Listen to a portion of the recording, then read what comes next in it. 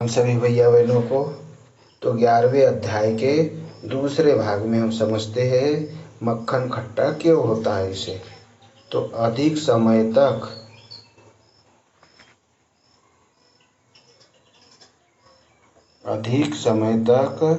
रखे रहने से के कारण बैक्टीरिया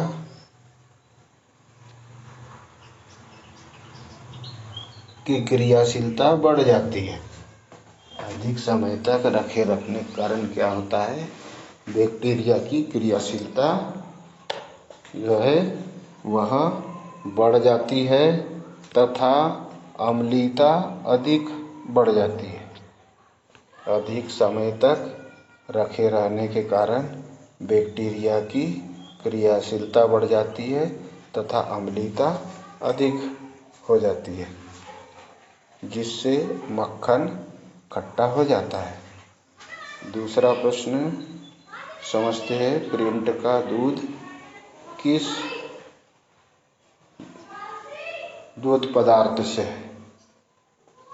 तो प्रिंट का संबंध मक्खन से है।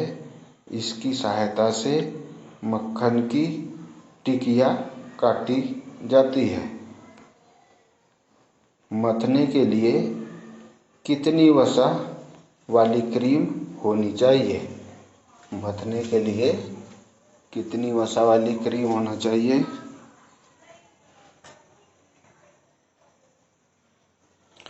तो मथने के लिए 37% वसा वाली क्रीम होनी चाहिए।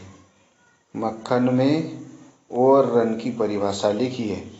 तो मक्खन बनाने के लिए प्रयोग में लाई गई वसा की मात्रा तथा मक्खन की पैदावार की मात्रा में अंतर मक्खन का ओवररन कहलाता है।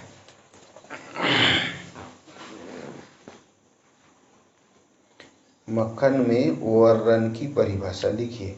तो मक्खन बनाने के लिए प्रयोग में लाई गई वसा की मात्रा तथा मक्खन की पैदावार की मात्रा में अंतर मक्खन का ओवररन कहलाता है। मक्खन बनाने के लिए प्रयोग में लाई गई वसा की मात्रा और मक्खन की पैदावार की मात्रा, मक्खन कितना निकला और मक्खन बनाने के लिए प्रयोग में कितना हमने वसा रखी थी, इसका जो अंतर होगा वो मक्खन का ओवररन कहलाएगा। घी में उपस्थित अम्लों के नाम लिखिए।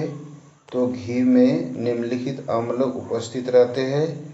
Number 1 butyric, number 2 caproic, number 3 capric, number 4 myristic और नंबर 5 औलिक तथा नंबर 6 पामेटिक तथा लियोरिक। यह घी में पाए जाने वाले अम्ल हैं। अब प्रयोगशाला में वसा परीक्षण किस विधि से किया जाता है। तो प्रयोगशाला में वसा परीक्षण निम्न 2 विधियों से किया जाता है। नंबर 1 गर्बर विधि और नंबर 2 आती है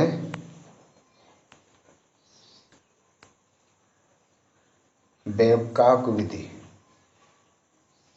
रेसिडेंसी किसे कहते हैं। तो मक्खन में पाए जाने वाली वसा, मक्खन में पाई जाने वाली वसा एवं प्रोटीन ऑक्सीजन से क्रिया करके साइना अम्ल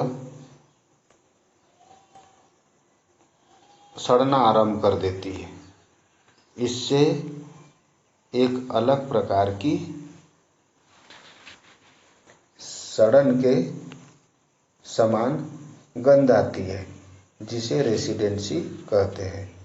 मक्खन में पाए जाने वाले वसा एवं प्रोटीन ऑक्सीजन से क्रिया करके सड़ना आरंभ कर देते हैं। इससे एक अलग प्रकार की सड़न के समान गंध आती है, जिसे रेसिडेंसी कहते हैं।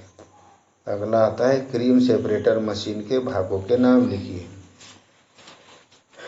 तो निम्नलिखित भाग होते हैं। नंबर 1 सेपरेटर का फेम, नंबर 2 बाउल तथा आंतरिक युक्ति, नंबर 3 चलाने वाला भाग, मोटर तथा क्रिया, और नंबर 4 दूध पहुँचाने तथा बाहर निकालने का रास्ता।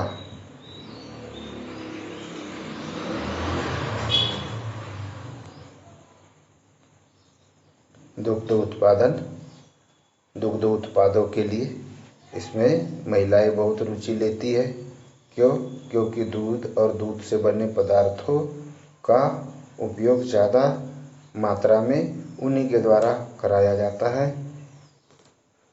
और पशु भी इनसे बड़े खुश रहते हैं, क्योंकि बहुत अधिक चाव के साथ में पशुपालन और 24 घंटे देख रेख, क्योंकि पुरुष व्यक्ति इनकी सेवा में 24 घंटे रह नहीं सकता है। तो इनके हाथ से दूध भी ज़्यादा मिलता है, वसा भी ज़्यादा मिलती है और उनके खान पीन की भी ज़्यादा चिंता रखी जा सकती है।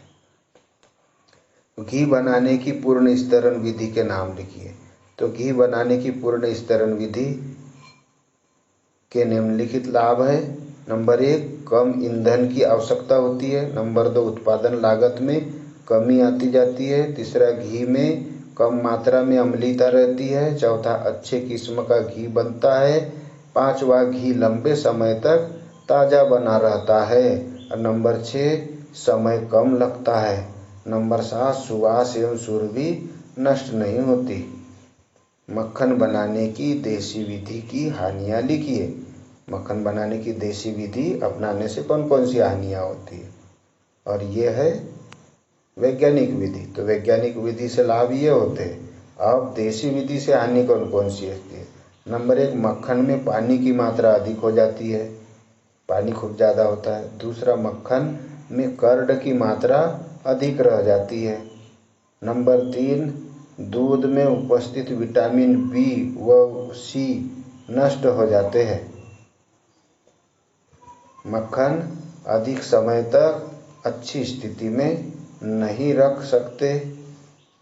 खाद्य महत्वता घट जाती है। मक्खन में धुएं की गंध उत्पन्न हो जाती है। मक्खन में नमक क्यों मिलाते हैं? इसके क्या कारण है? तो मक्खन में नमक मिलाने के कारण निम्नलिखित है।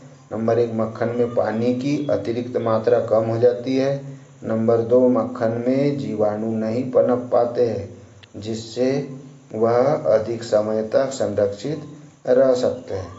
मक्खन का स्वाद बढ़ जाता है और मक्खन का ओवररन बढ़ जाता है। अब चलते हैं घी के गुणों को प्रभावित करने वाले कारकों का वर्णन कीजिए। तो घी के गुणों को प्रभावित करने वाले कारक निम्नलिखित है। नंबर 1, दही की अम्लीयता। दही में खट्टापन अधिक होने पर घी की शुद्धता पर असर पड़ता है। एक तो खट्टा नहीं होना चाहिए ज़्यादा। नंबर 2, मक्खन की शुद्धता। घी बनाने में प्रयुक्त मक्खन को काफ़ी दिनों तक एकत्रित करने के कारण। नंबर 3, ज़्यादा दिन नहीं होना चाहिए मक्खन जमा करने को। ज़्यादा दिन अगर होते हैं तो ये प्रभावित करते हैं घी के गुणों को। फिर पशु की नस्ल।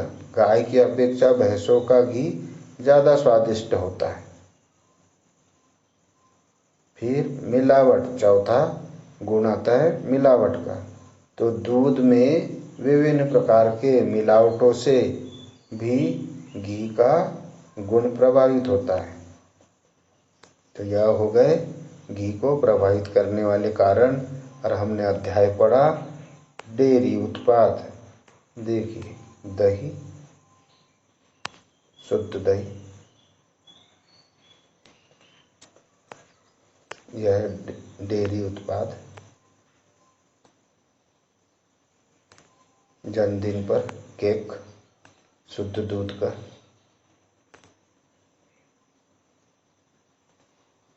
मार्केट में हम देखते हैं कि दूध के अलावा भी केक मिलते हैं, परंतु वो ठीक नहीं होते। ग्रह कार्य, घी में वसा की प्रतिशत मात्रा खालिस्तान होती है। दूसरा, गाय के दूध का पीला रंग उसमें उपस्थित खालिस्तान के कारण होता है। और तीसरा, मक्खन में खालिस्तान जल होता है, कितने प्रतिशत जल होता है, यह याद करना है आपको। धन्यवाद। तो आज हमने देखे दूध और दूध से बनने वाले पदार्थों को। बहुत ध्यान से आपने सुना होगा, इसके लिए आपको धन्यवाद।